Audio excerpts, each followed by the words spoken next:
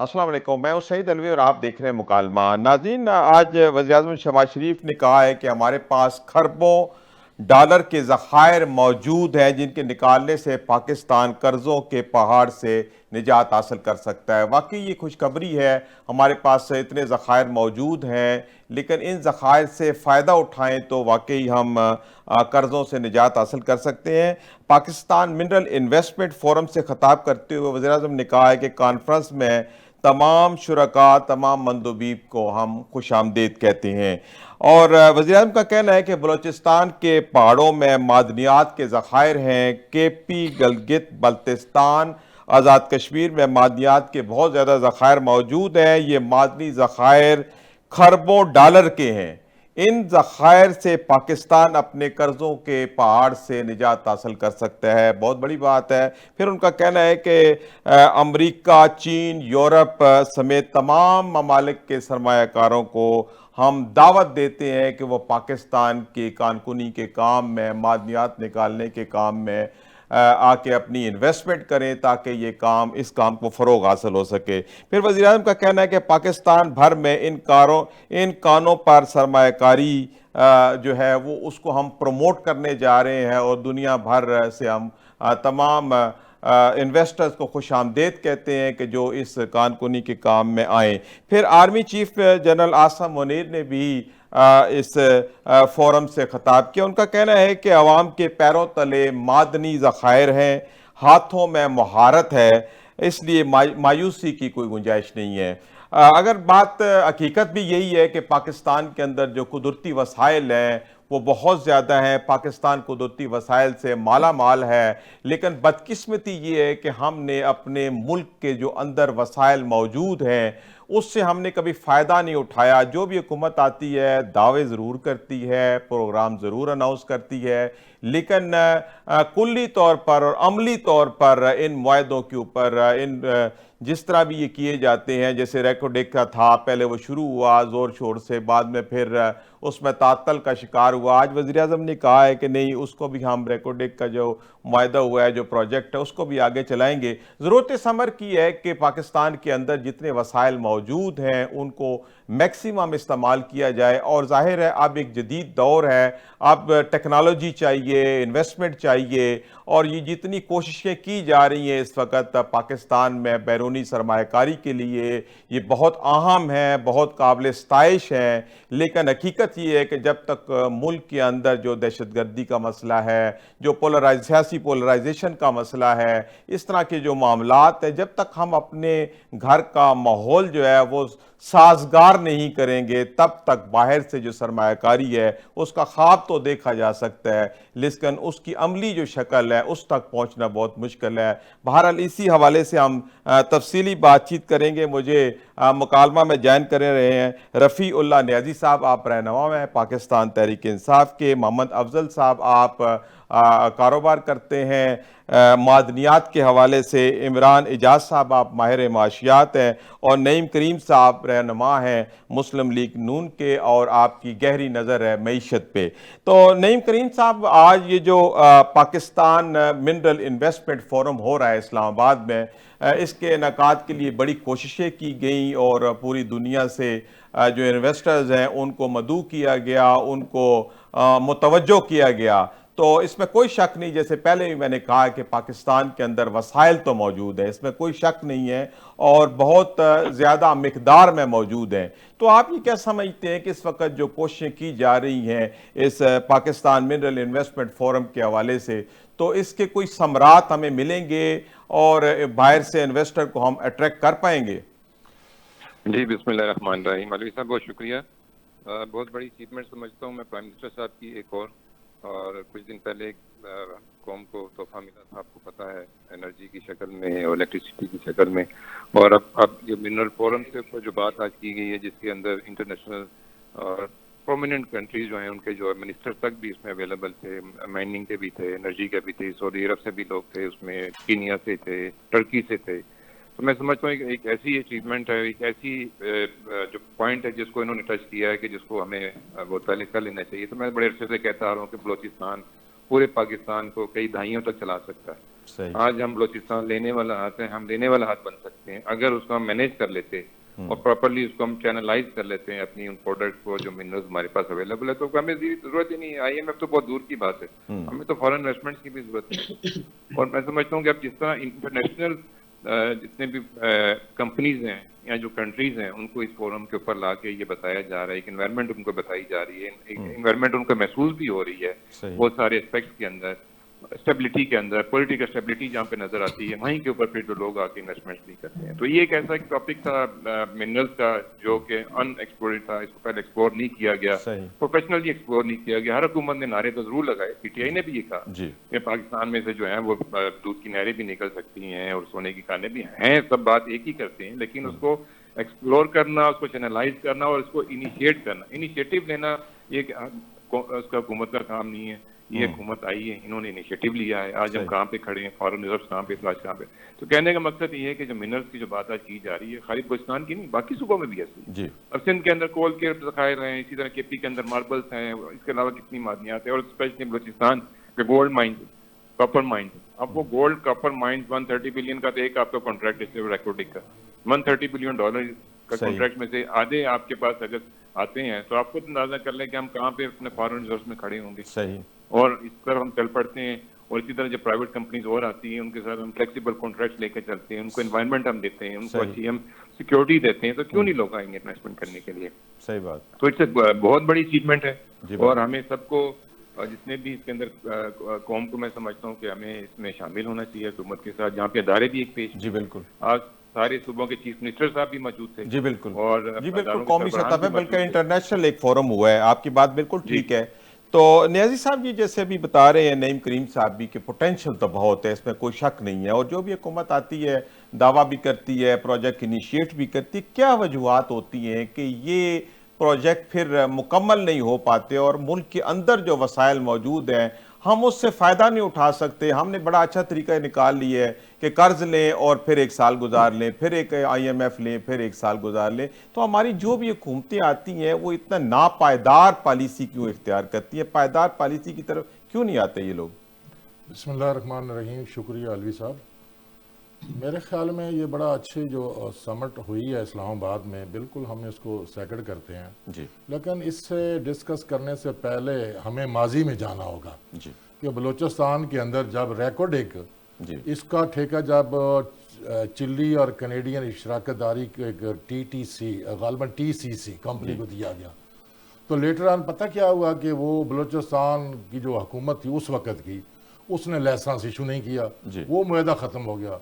उसके बाद क्या हो गया, 2011 में बैरिक्स गोल्ड जो कंपनी है जी, उसके साथ मुआहदा हुआ, और जो इस वक्त 50% रेकॉर्ड एक के जो है ना वो उनका शेयर है, और 50% जो है वो बलूचिस्तान हुकूमत और दूसरे फेडरेशन का वफाक का है।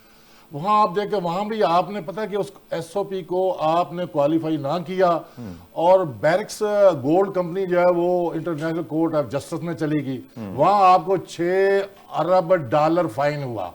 ये करीम साहब सुन ले मेरी बात, ये इमरान खान था जो आया, जो इमरान खान साहब आए, वो माफ हो गया। लेट मी मैं खामोश रहा हूँ। नहीं साहब, आपको मौका देंगे, आप सुन लीजिए, बात सुने जरा, हौसला भी रखें। ये इमरान खान साहब थे जो 2022 में उन्होंने ये $6,000 अरब जो है ना जुर्माना माफ करवाया और एक नया मुआहदा दिया। अब ये सारी बातें शुरू 93 से शुरू हुई हैं, 11 में आके जरदारी की हुकूमत ने की है, उसके बाद नवाज शरीफ साहब वगैरह इनकी हुकूमत जो इसमें एंटर होगी। अब मैं जिस असल बात की तरफ आता हूँ वो ये कि देखें, ये जो माइंस है ये प्रोविंशियल इशू है जी।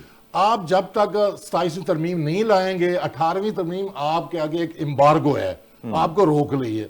आप 27वीं तरमीम ला के या तो इसको वफाक अपने कंट्रोल में ले ले, या यू शुड एक आपको एक करना पड़ेगा मुआहदा, यानी प्रोवेंस जो भी है, जहां से भी आपने इसको डिग करना है, जहां से एक्सप्लोर करना है आपने उसको माइंस को, जब तक आप अपनी इन्वायरमेंट नहीं देंगे। और फिर मैं कहता हूं ये ओपन बिड होनी चाहिए। देखिए खित्ते के जो हालात है ना, मैं थोड़ा सा बताना चाहता हूं। चाइना आपके सामने है, उसने $60 अरब सी पैक में लगाया और वो नाराज है, वो कहता है मेरे वापस करो। अब उसने रूट अफगानिस्तान को बनाया, आगे रशिया भी आपके अगेंस्ट है, क्योंकि आपने आपने उसको यूक्रेन को सपोर्ट किया, वो बात भी उनके पास है। बिल्कुल। अब आप अकेले खड़े हो गए जी। हैं, या तो फिर ये है कि आपको 27वीं तरमीम लानी पड़ी होगा वफाक में, या आपको महंगा करना होगा। नाज़िर साहब, अभी जो बातचीत चल रही है इस वक्त ना मादनियात के हवाले से, तो आप ये क्या समझते हैं कि इसको प्रमोट करने के लिए भी जो स्टेप लिया गया है ये काबिल इस्ताइश है और काबिल अमल है? इसमें कोई शक नहीं, ये बड़ा अच्छा, पहले भी स्टेप अच्छे थे, मगर उसमें जो इश्यूज आए हैं उसको ना उस वक्त रिजॉल्व किया गया। अब आपने एक नया एक जो है ना लॉन्च कर रहे हैं। सही। तो मेरा सिर्फ इतनी गुजारिश है कि इसको एक तो ओपन बेड करनी जी, चाहिए, जी, दुनिया के बिल्कुल तमाम मुआलक जो है उसमें जो है ना वो शिरकत जी, ठीक है, जी, करें, और नज़ीर। जो ज्यादा जो हमें देगा बिड देगा जी, हम ठीक उसको है। उसको दे अच्छा देंगे। अच्छा, इमरान इजाज साहब, आप जैसे गुफ्तगू सुन रहे हैं कि इस वक्त इस्लामाबाद में जो पाकिस्तान मिनरल इन्वेस्टमेंट फोरम हुआ है, ये ज़ाहिरन तो बहुत अच्छा एक स्टेप लगता है कि पाकिस्तान के अंदर चूंकि ये बहुत बड़ा पोटेंशियल है मिनरल्स का, लेकिन हमारे यहाँ ये मसला है कि प्रोजेक्ट इनिशिएट होते हैं लेकिन प्रोजेक्ट जो है वो फिर मुकम्मल नहीं होते। तो आपको ये प्रोजेक्ट मुकम्मल होता नजर आ रहा है?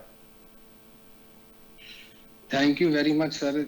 देखिए, आप पाकिस्तान में इन्वेस्टमेंट के ऊपर बात कर लें, आप IMF के प्रोग्राम के ऊपर बात कर लें, आप पाकिस्तान के अंदरूनी हालात के ऊपर बात कर लें, आप जिस चीज के ऊपर भी बात कर लें, लेकिन सबसे पहले जरूरी है आपके मुल्क में स्टेबिलिटी। जी बिल्कुल। अगर आपके मुल्क में स्टेबिलिटी नहीं होगी तो ना फॉरेन इन्वेस्टमेंट करने के लिए कोई भी बंदा पाकिस्तान में आएगा। सही। दूसरी बात यह है कि जब आपके मुल्क में पॉलिटिकल क्राइसिस होंगे, 4-4, 6-6 घंटे लोड शेडिंग होगी, इंटरनेट का कोई पता नहीं होगा, किसी भी वक्त बंद कर दिया जाएगा। इन सब हालात को देखते हुए कोई भी फॉरेन इन्वेस्टमेंट जब भी पाकिस्तान में इन्वेस्टमेंट लाएगा तो वो सबसे पहले इन सारी चीजों को मद्देनजर रखेगा। दूसरी बात आपकी आगे जो आज का आपका मौजू है मादनियात का, बिल्कुल उसके ज़खायर मौजूद हैं। हमारे पास इतनी अच्छी जरखेज ज़मीन मौजूद है, हमारे पास बलूचिस्तान में इतनी अच्छी कुदरती वसाइल मौजूद हैं, सिंध में हमारे पास बहुत ज़्यादा वसाइल मौजूद हैं।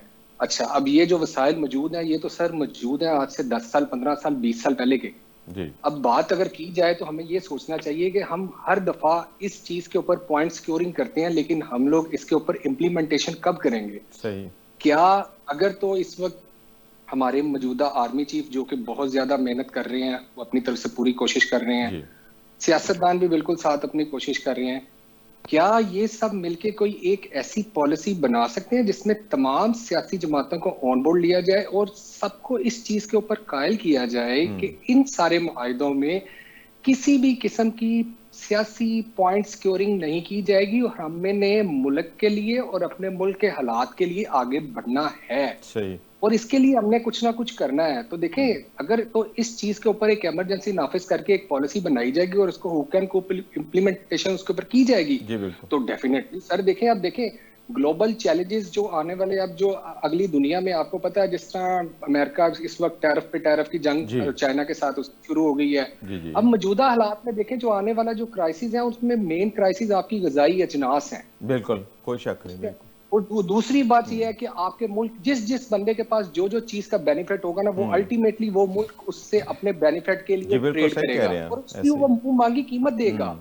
उसकी वो मुंह मांगी कीमत देगा, जितनी आप कीमत कहेंगे वो उसको उसकी मिलेगी। देखिए, हमारे साथ हम खित्ते में उस हिस्से में है जिसके साथ हमारी कनेक्टिविटी है। सही। हम अगर पाकिस्तान से कनेक्ट होना चाहें तो हम रशिया तक जा सकते हैं, हम अगर यूरोप के साथ कनेक्ट होना चाहें हम तुर्की से निकल के उधर जा सकते हैं, अगर हम एशिया से निकलना चाहे तो हम चाइना के रास्ते काफी आगे तक निकल सकते हैं। सही। लेकिन मसला सारा ये है कि हमने इस कनेक्टिविटी में अपने आप को एक बैलेंसिंग सिचुएशन के ऊपर रखना है। सही। जिस तरह आप इंडिया की एग्जांपल ले लें, हमें शर्मिंदगी होती है कि हम अपने दुश्मन हरीफ मुल्क का नाम लेते हैं, लेकिन देखें उसकी आज इकॉनमी किधर है। कल आपने यूरोपियन प्रेसिडेंट, जो यूरोपियन पार्लियामेंट है उसकी जो प्रेसिडेंट है उसकी आपने स्पीच सुनी है, उसने कहा है ठीक है जी, अगर ट्रंप हर जगह के ऊपर हमारे पास टैरिफ लगाता जाएगा, नो प्रॉब्लम, हमारे पास चाइना मौजूद है, हमारे पास हिंदुस्तान मौजूद है, हमारे साथ मलेशिया अदर ऑप्शंस हैं। आप सही कह रहे हैं। हाँ, अदर ऑप्शन है। हम लोग जीरो टैरिफ के ऊपर उनके साथ काम करेंगे। जी बिल्कुल। तो देखें आज आपका यूरो कहाँ जा रहा है और आपका अमेरिकन सही कह रहे हैं। बिल्कुल ठीक है।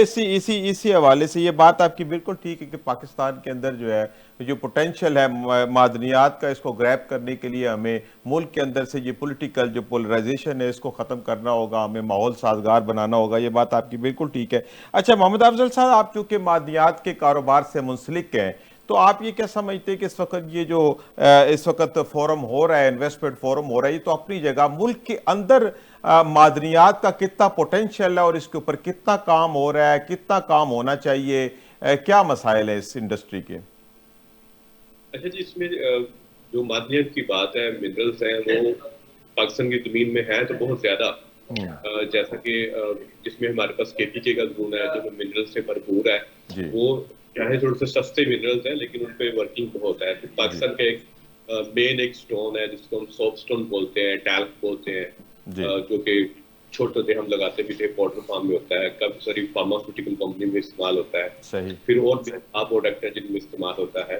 तो उनको वो पाकिस्तान जैसी क्वालिटी दुनिया में किसी भी मुल्क में टैल की क्वालिटी नहीं है, सही इतनी ज्यादा है। ठीक है साउथ कोरिया मेन बायर है। तो अगर अब बात करें हम रिकोटिक, वो तो एक अलग सेपरेट रह गया इशू, वो जो कि एरिया बहुत ज्यादा है, फिर उसका सिस्टम बहुत महंगा है, सही कॉपर ऑन माइनिंग है, पहले उसके ऊपर माइनिंग हुई भी नहीं है। तो अगर हम बाकी मिनरल्स की बात करें, पाकिस्तान का जो एक एक मिनरल्स है वो ही बिलियंस ऑफ डॉलर कह लेंगे कि वो अहमियत रखता है, जी जिसमें आपके मार्केट की माइंस आ जाती हैं, सही की आ जाती हैं, सॉल्ट की माइंस आ जाती हैं। जी तो अगर मैं निचले लेवल पे बात करूं कि लोगों ने अपने तौर के अंदर जिन्होंने प्राइवेट माइनिंग की है जी गवर्नमेंट से लीज पे, उन्होंने माइनिंग उस पे कर ली। ठीक है जैसा कि हमारे पास वाइट नमक की माइंस है, फिर PMDC की अपनी माइंस है, जी पिंक नमक की। तो लोगों ने प्राइवेट ज्यादा अच्छा काम कर लिया हुआ है ठीक है बनस्पत तौर पे। ठीक है अपने फोर्सेज यूज करके, अपनी इन्वेस्टमेंट करके, तो वो उसको एक्सपोर्ट भी कर रहे हैं, पाकिस्तान में भी यूज होता है। फिर उसके अलावा जो अगर इंटरनेशनल फॉर्म की हम बात करें, तो उसमें जो सब बड़ा हर्डल एक्सपोर्ट करते हुए हमें जो नजर आता है वो मेन है, क्योंकि डॉलर के ऊपर जाने की वजह से वो कंट्रोल ही नहीं होता। जी बिल्कुल सही कह रहे हैं, बिल्कुल बिल्कुल ठीक कह रहे हैं लाइन ट्रेड देती है कि जी हम 800 USD लेंगे आपसे, और बांग्लादेश सही अभी जाना पोर्ट जी का खुल ठीक गया है तो बांग्लादेश डॉलर जाना शुरू हो गया, रात में जी ज्यादा ठीक है इस्तेमाल होता है।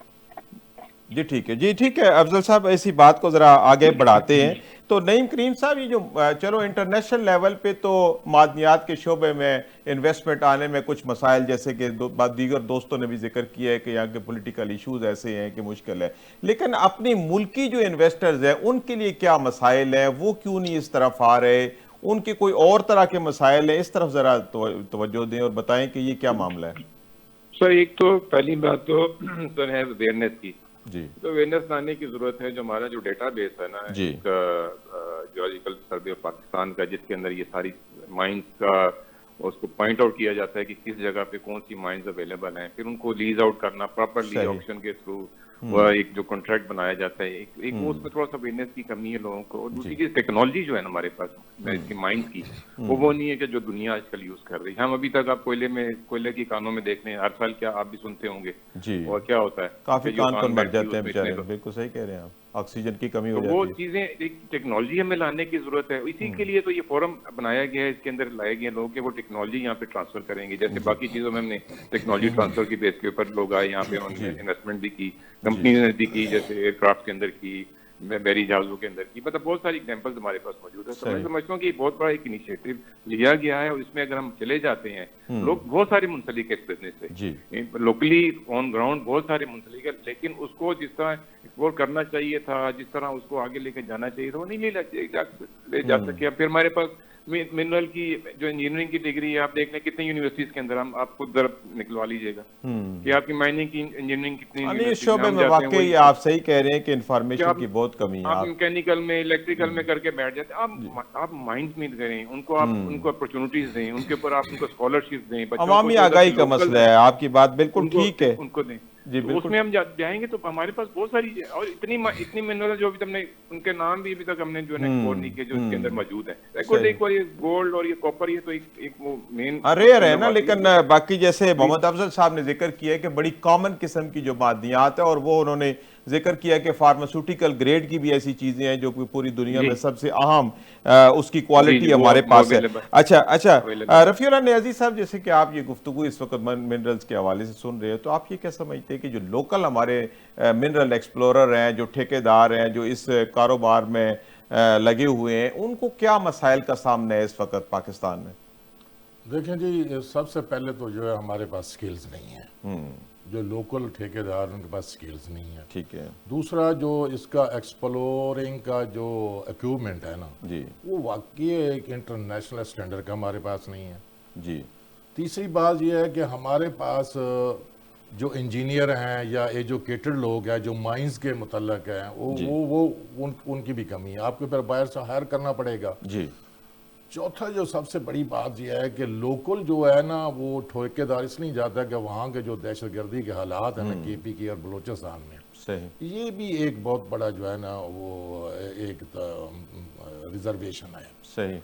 तो जब तक आप इन हालात को दुरुस्त नहीं करेंगे, लेकिन ये है कि कंसोर्शियम की सूरत में लोकल ठेकेदार भी उसमें एंट्री डाल सकते हैं। सही। और बेहतर आप एक उन पे चेक भी रख सकते हैं, जो कि फिर आपको इंटरनेशनल कोर्ट में नहीं जाना पड़ेगा, या दूसरा अगर वो बायर की फर्म आएगी तो वो आपको इंटरनेशनल कोर्ट ऑफ जस्टिस में ले जाएगी। लोकल होएगा तो फिर हमारे पास एक जो है हमारा सिस्टम जुडिशरी का, फिर आपने उसको फेस करना होगा। सही। तो इस तरह आपके जो एक्सपेंडिचर वो भी कम हो जाएंगे और आप उस पर एक बेहतरीन चेक रख सकते हैं, क्योंकि जो इंटरनेशनल या मल्टीनेशनल कंपनी आएगी तो फिर उसको उनकी मर्जी के मुताबिक काम वो करेंगे, आप उसमें इंटरफेयर नहीं कर सकते। यहाँ जब भी आप कोई कज रवि अगर देखते हैं कि लोकल ठेकेदार जो है वो सही काम नहीं कर रहा, तो फिर आप उसको खींच भी सकते हैं। जी ठीक है, जी ठीक है। अच्छा इमरान एजाज साहब, आप क्या समझते हैं कि इस वक्त पाकिस्तान में मादनियात के शोबे का पोटेंशियल कितना है, और इसको लोकली एक्सप्लोर करके यहाँ पे इस्तेमाल करने में ज़्यादा पोटेंशियल है, या इसके रॉ मटेरियल के तौर पे एक्सपोर्ट ज़्यादा ज़रूरी है, या हम वही रॉ मटेरियल इस्तेमाल करके यहाँ पे उसको वैल्यू एडिशन करके उसकी प्रोडक्ट जो है वो बाहर भेज सकते हैं? जैसे आज वज़ीर-ए-आज़म ने तो ऑफ़र की है कि आप रॉ मिनरल भी बाहर ले जा सकते हैं, तो आप ये क्या समझते हैं कि कौन सी स्टेज के जो हमारे इसके अंदर कारोबार की इंगेजमेंट है, रॉ में ज़्यादा इसकी वैल्यू है या हम इसको वैल्यू ऐड करके बाहर भेज सकते हैं? पोटेंशियल क्या है? देखें जी, जो इस वक्त मौजूदा हालात है ना पूरी दुनिया में, उसमें सबसे ज्यादा जरूरी है कि जो हमारी इकॉनमी की सिचुएशन है, जिस तरह हम इंपोर्ट ओरिएंटेड कंट्री है, एक्सपोर्ट हमारे मुल्क की बिल्कुल बराए नाम है। सही। इन सारी सिचुएशन में अगर तो बेहतर यही है कि हम लोग इसको में कोई ऐसी एक सिचुएशन बनाई जाए कि हमारे पास ये जो जितने भी जो ज़खायर हैं इसको हम एक्सपोर्ट कर सकें। जो आगे दुनिया में चैलेंजेस आ रहे हैं, जिस तरह टैरिफ दिन ब दिन आप देख रहे हैं, सिचुएशन चेंज हो रही है, मुल्क की डायनामिक चेंज हो रही है, नई पावर्स आ रही हैं, नए ब्लॉक बन रहे हैं, हमें भी उन ब्लॉक्स में शामिल होना चाहिए। बल्कि इसलिए नहीं शामिल होना चाहिए कि हम लोग उसमें कोई अपनी मतलब पब्लिसिटी करें या कुछ करें, हमें उसमें अपने इंटरेस्ट के लिए शामिल होना चाहिए। हमें उसमें ये देखना चाहिए कि आज अगर यूरोप हर मुल्क के साथ फ्री टैरिफ के ऊपर काम करने के लिए, GSP प्लस करने के लिए तैयार है, तो हमें आगे बढ़ना चाहिए। हमें आगे बढ़ के उनसे पूछना चाहिए कि बताएं कौन कौन सी ऐसी हमारे मुल्क में ये ज़खायर मौजूद है, बताएं आपको चावल चाहिए, बताएं आपको मैंगो चाहिए, बताएं आपको क्या चीज चाहिए हमारे मुल्क के। देखे नहीं, आज हमारे अगर बांग्लादेश से बड़े अच्छे रिलेशनशिप या बड़े अच्छे ताल्लुकात हो रहे हैं, आप देख रहे होंगे पिछले चंद महीने में उसमें कोई बर्फ पिघली है और हम बहुत ज्यादा क्लोज उसके हो गए हैं। आज भी हमारी फैसलाबाद की इंडस्ट्री जो है वो यान वहां पे भेज रही है, वहां से आगे वो स्टिच हो रहा है, स्टिच होकर उसकी गारमेंट पूरे यूरोप में जा रही है। देखें, हमें उनके बांग्लादेश के साथ बात कर लें, उनको कि ठीक है जी, जो स्टिच के यूनिट अगर फॉर एग्जांपल आपने बांग्लादेश में लगाए, वो हम पाकिस्तान में वो लगा लेते हैं। ऑर्डर आप पकड़े, आप हमें बताएं, हमारी इंडस्ट्रीज ऑलरेडी यहाँ पे चल रही हैं, हम डायरेक्टली इसका ऑर्डर बना के आपके नाम के ऊपर हम वहां पे एक्सपोर्ट कर देते हैं। उससे उनकी भी कॉस्ट में फर्क आएगा, बजाय इसके एक कॉस्ट जो शिपिंग की जो एक कॉस्ट हम यहाँ से बांग्लादेश के लिए अब्जॉर्व कर रहे हैं और बांग्लादेश की भी उसके ऊपर एक्सपेंस आ रहे हैं। देखें, एक एक्सपोर्ट करने के लिए जो फ्रेट के चार्जेस है वो उसमें इंक्लूड, और अगर डायरेक्ट ऑर्डर उसका हमें पाकिस्तान में से मिल जाएगा तो सर उसका फायदा बांग्लादेश को भी है ना, बांग्लादेश हमसे कमीशन ले ले। जी बिल्कुल, हाँ बिल्कुल सही है, ऐसे ही होता है आजकल कंसोर्शियम काम होता है। बिल्कुल, आप बिल्कुल ठीक कह रहे हैं। अच्छा मोहम्मद अफजल साहब, क्या समझते हैं कि पाकिस्तान से ये जो मादनियात के एक्सपोर्ट करने के लिए जो काम है, इस काम के अंदर क्या दुश्वारियां हैं, हम क्यों नहीं कर पा रहे हैं, वजूहात क्या हैं? क्या हमारी माइनिंग बहुत जो है वो जदीद नहीं है, उसको जदीद बनाने के लिए हमें कुछ काम करना चाहिए? जी, उसमें थोड़ा सा मसला है माइनिंग का भी ना। माइनिंग इतनी जदीद नहीं है जितनी की होनी चाहिए। तो एक ये भी उसमें इशू है। दूसरा उसमें ये भी इशू आ जाता है, हमें मेन जो है ना, जो हर्डल्स है सबसे ज्यादा वही होता है, लेक ऑफ नॉलेज है उसमें, टेक्निकल एक्सपर्टीज कह लें, या फिर ये होता है कि बाइक की आप साइकिल नहीं समझ पा रहे होते, ये चीजें आ जाती हैं। और उसके मेन हर्डल वही आ जाता है, आ जाके सीक्रेट। सही। उसके अलावा बैंकिंग सिस्टम आ जाता है थोड़ा सा। अब बैंकिंग सिस्टम जो कि जो क्लाइंट है वो चाह रहा होता है कि मैं LLC पे काम कर लूं, या फिर मैं क्रेडिट ले लूं, या DD पे काम कर, लेकिन हमारी आगे से कोशिश होती है, हम चाहते हैं हम एडवांस पेमेंट ले लें, फिर बाय कोई सिक्योरिटी होती है। सही। बाय पहले दोनों की सिक्योरिटी होती है। और होने की वजह से उन लोगों को हमारे साथ ज्यादा इनसिक्योरिटी फील होती है। जी तो इस वजह से भी कुछ हर्डल्स होते हैं। वही वाली चीज जब हम दुबई भेज देते हैं, दुबई से इंडिया या कोई एक्स कंट्री अपना ठप्पा लगा के उनको भेजती है, तो उस चीज पे मुतमिन हो जाते हैं। सही। तो बस इंटरनेशनल लेवल पे हमारा थोड़ा सा रेपुटेशन का भी फर्क है। हाँ ये भी इशू है, बिल्कुल सही कह रहे हैं आप, बिल्कुल ठीक है जी। जी ठीक है अफजल साहब, ये भी प्रोग्राम का सिलसिला जारी है। नाज़रीन यहाँ पे वक्त हुआ एक ब्रेक का, हाज़िर होते हैं छोटे से वक्फे के बाद।